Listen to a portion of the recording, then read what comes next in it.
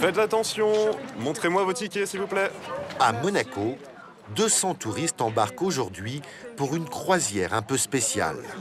3 fois par semaine, une compagnie maritime propose de longer la côte entre Monaco et Nice pour découvrir des villas de rêve qu'on ne peut voir que depuis la mer.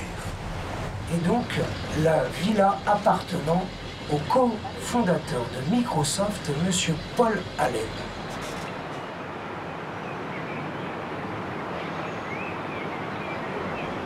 Ces touristes venus du monde entier déboursent 37 € pour se transformer en paparazzi.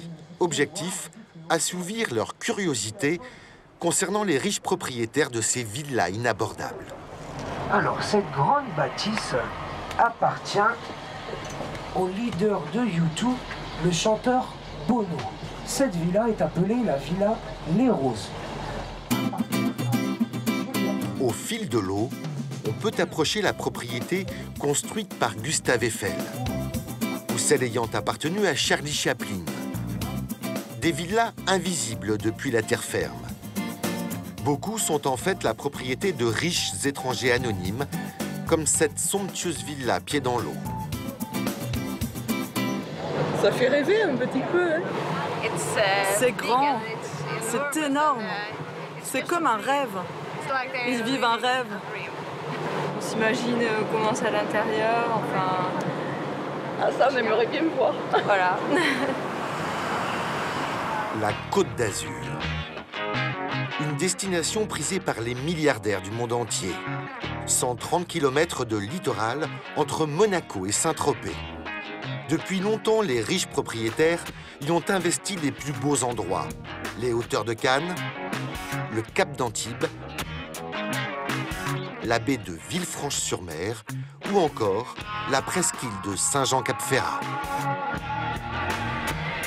Ce qui les attire, le soleil, la mer, mais surtout une concentration unique au monde de magnifiques villas, des demeures d'époque, parfois de véritables palais, des petits paradis sur terre avec vue sur mer, dont les prix s'affolent.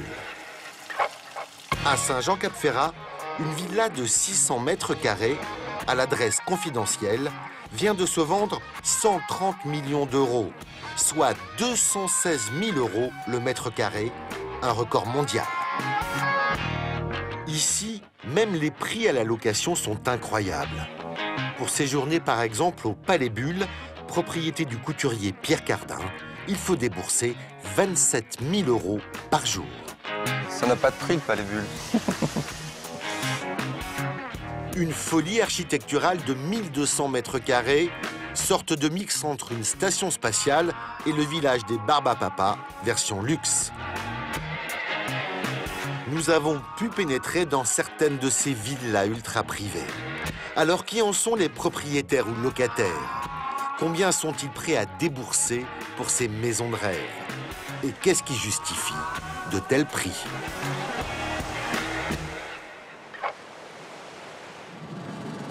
Le boulevard de la Croisette à Cannes. Une adresse prestigieuse pour l'agence principale d'un groupe immobilier de luxe, filiale depuis 2012 de la célèbre maison d'enchères Christie's. 2 belles propriétés, ils veulent vraiment vendre rapidement. En plus, c'est vraiment la bonne saison là, enfin la bonne saison. Christophe Aversano travaille ici depuis 8 ans. Son quotidien, des transactions à plusieurs dizaines de millions d'euros. Tout à l'heure, Anita. À tout à l'heure, Christophe. Le groupe est leader dans le secteur de l'immobilier de prestige et s'enorgueillit d'un catalogue de propriétés exceptionnelles sur la côte. Des propriétés bien cachées, dans les quartiers retirés à l'écart des centres-villes, loin de l'agitation, de véritables ghettos de riches où tout n'est que luxe, calme et volupté. Sur les hauteurs de Cannes, cette maison de 500 mètres carrés appartient à une famille hollandaise qui l'a récemment mise en vente. Le salon, double salon. On a la salle à manger juste ici et un accès également pour arriver jusqu'à la cuisine. Donc là, on est vraiment un exemple typique de maison, de ce que les gens recherchent aujourd'hui pour une résidence secondaire. Tout est au goût du jour, que ce soit les matériaux, que ce soit les couleurs, la vue également, l'emplacement, rien à faire. On vient avec ses valises. Et le plus gros de cette maison est bien caché sous le jardin. La maison propose également une salle de sport ou de détente. On a un hammam, un sauna, une salle de massage qui se trouve juste là et une salle de douche également.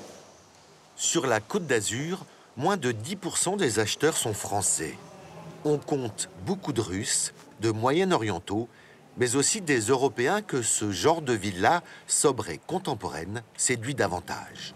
C'est le genre de maison qui pourrait tout à fait convenir à soit une famille de Scandinaves, voilà, belges ou néerlandais qui font partie des clients qui recherchent en ce moment.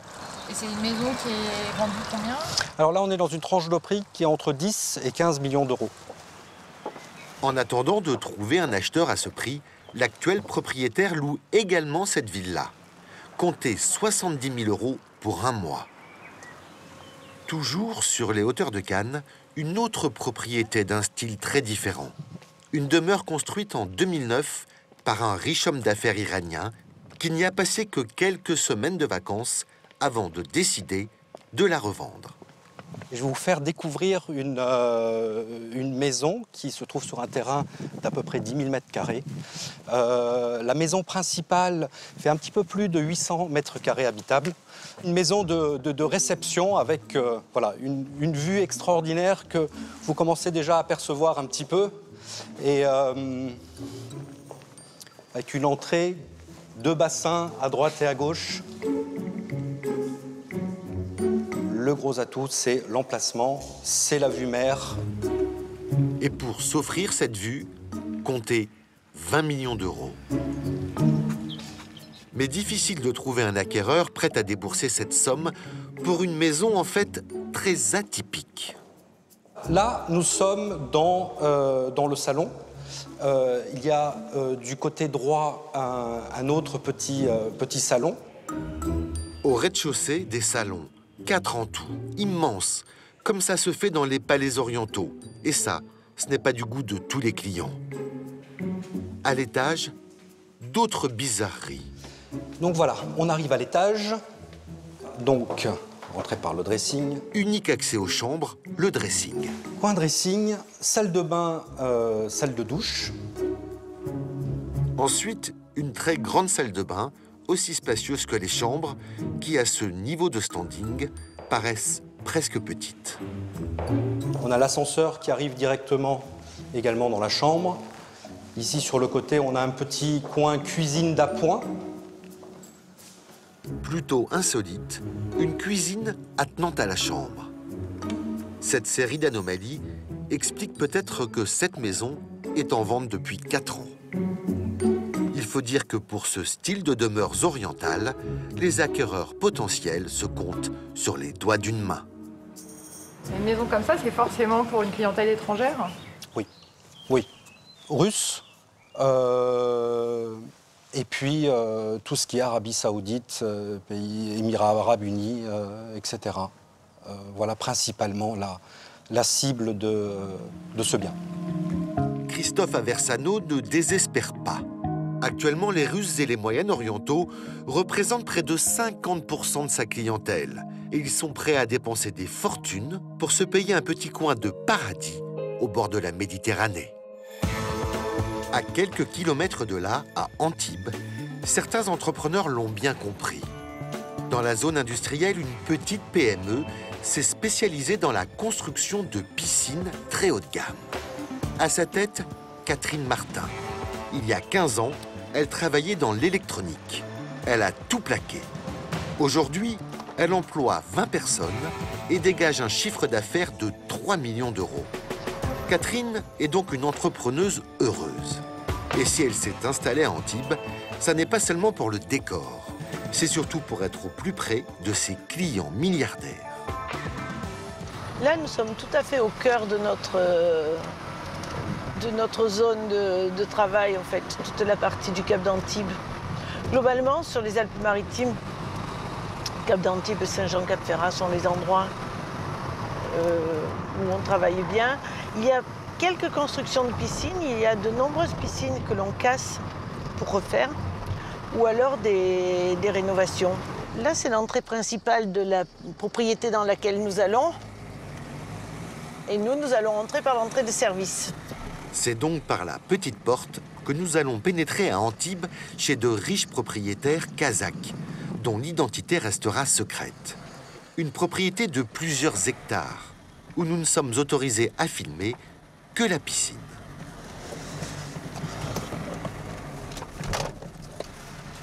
Alors, dans les grandes propriétés, on voit toujours ces petites voitures qui permettent de circuler aisément dans la propriété.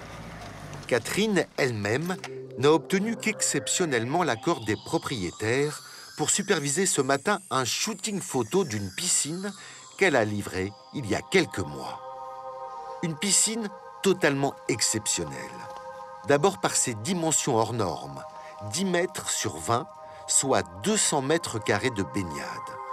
Mais le vrai trésor se trouve au fond de l'eau turquoise, des mosaïques en forme de coquillage réalisées à la main. Elles ont nécessité 600 heures de travail.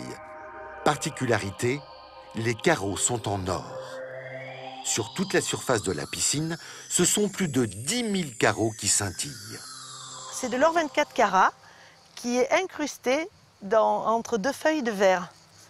Et voilà, et là c'est de l'or, si on regarde, on peut avoir de l'or lisse ou de l'or vague, ça s'appelle là, on a des petits dessins qui permettent de donner du relief. Moi j'aime bien mettre cela dans les piscines parce que en fait on a les reflets du soleil le soleil qui se reflète bien dedans et je trouve que ça ressort mieux que des carreaux lisses. Il m'est même arrivé d'en faire une de taille équivalente, tout en or jaune.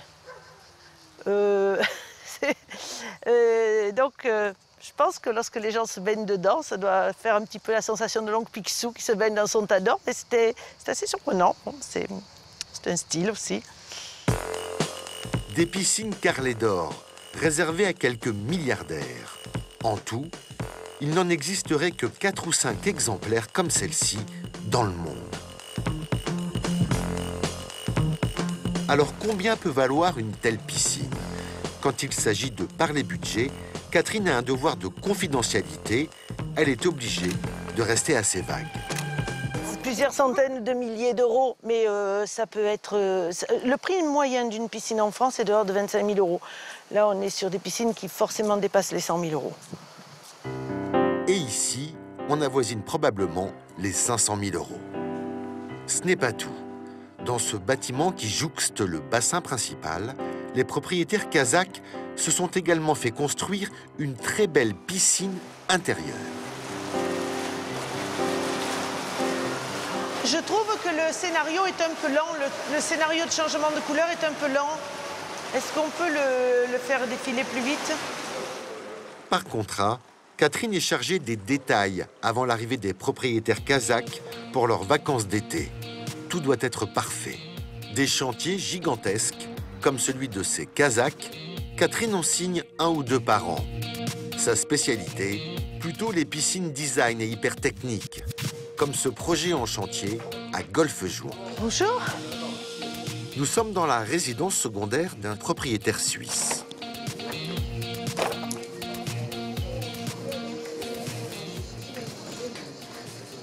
Donc là, nous sommes en phase de finition de cette piscine qui est très très particulière puisque en fait, c'est une piscine miroir. Les piscines miroirs, le dernier chic chez les propriétaires fortunés de la côte.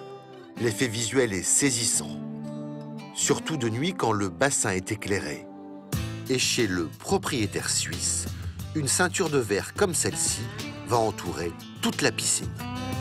L'eau va arriver 15 cm au-dessus, va arriver à ce niveau-là et va déborder tout autour de la piscine. Une prouesse technique que Catherine est l'une des rares à maîtriser en France. Et ce propriétaire a également souhaité quelques options qui font rêver. Par exemple, dans les palmiers, il va y avoir des brumisateurs de façon à faire baisser la température de la plage lorsqu'il fait trop chaud. Nous avons une piscine, une des premières piscines en France qui va être traitée, qui au lieu d'être traitée avec du chlore ou avec du sel, va être traitée avec du magnésium. C'est-à-dire qu'on va avoir une eau en fait comme si on prenait un bain relaxant, mais c'est sa piscine et c'est en même temps le traitement. Catherine n'a plus que 3 semaines pour finaliser son chantier. Pas le droit à l'erreur. Car aujourd'hui, les milliardaires sont de plus en plus exigeants et attentifs aux détails. Sur la côte, les villas les plus recherchées, celles qui sont meublées, décorées et prêtes à habiter. À 35 km de là, la baie de Villefranche-sur-Mer. Un emplacement très prisé, surnommé la baie des milliardaires. Le château de la Cima, une demeure construite au début du XXe siècle, qui surplombe la baie. Elle vient d'être entièrement rénovée, 18 mois de travaux, y compris les 4000 mètres carrés de jardin. À l'intérieur, la table est mise. Les propriétaires ne semblent pas loin. Ça et là, des photos de famille dans leur cadre, et pourtant cette maison n'a pas été habitée depuis des années. L'artisan de cette mise en scène, c'est John Moss, l'homme au chapeau. Aujourd'hui, il a rendez-vous avec Olivier Collot, un agent immobilier qui vient découvrir les derniers aménagements. Tout ce que tu vois là, c'est neuf. Neuf. Électricité, plombier, etc. Fantastique, extraordinaire. Cuisine. Cette façon de décorer une maison dans les moindres détails, en s'adaptant à la clientèle visée, ici plutôt européenne, on appelle cela du homestaging, une technique de vente très à la mode en Angleterre et aux États-Unis. Elle débarque en France. Ok, on est vraiment sur un produit clé en main. On a toutes les commodités, tout est neuf, très beau standard.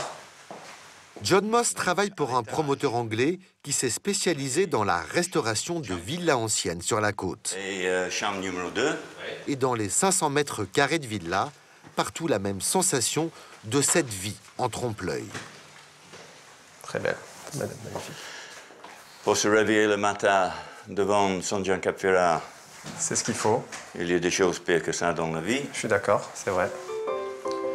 Dans toutes les pièces, une décoration personnalisée. Tableaux au mur, coussins ou même petits objets de la vie courante. Objectif, donner au client l'impression que le lieu est vivant. Le but, en fin de compte, c'est comme on habite dans la maison. Même le détail les cadres avec les photos de famille. Les clients aujourd'hui, ils ont beaucoup de mal à se projeter sur un projet vide ou en construction. Et là, vous leur fournissez une image qui est peut-être pas à leur goût, mais en tout cas, ils voient les surfaces, les proportions, les volumes, et ça, c'est très agréable. On rend la propriété sexy, en fait. Voilà. Sexy, c'est bien. Partout, de petits détails pour séduire une clientèle difficile à épater et provoquer un achat coup de cœur. Voilà, avec un jeu de couleurs qui donne la température de l'eau. Voilà. En tout, 2,5 millions d'euros de travaux. Une facture salée pour une rénovation spectaculaire. Sur ces photos d'archives, la villa est méconnaissable. Salle de bain au salon, tout a été intégralement repensé.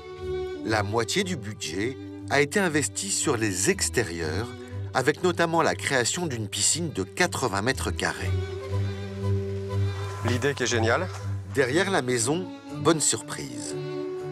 Olivier Collot découvre un grand potager et des arbres fruitiers.